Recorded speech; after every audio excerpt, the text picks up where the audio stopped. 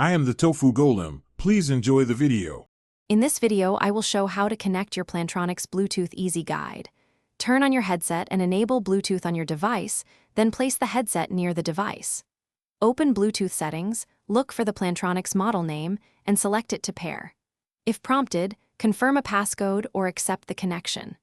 Once paired, test audio by playing a sound or making a quick call to confirm clear connection. If you run into trouble, take a deep breath and try simple fixes first. Restart the headset and your phone or computer, then re-attempt pairing. Remove old Plantronics pairings from your device to avoid conflicts.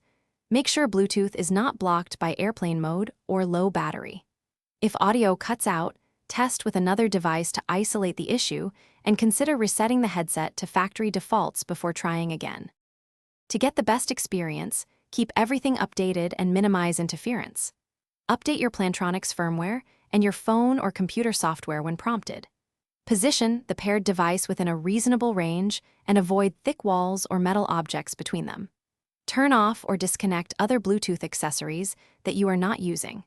Regularly charge the headset to prevent low battery dropouts and store it in a cool, dry place.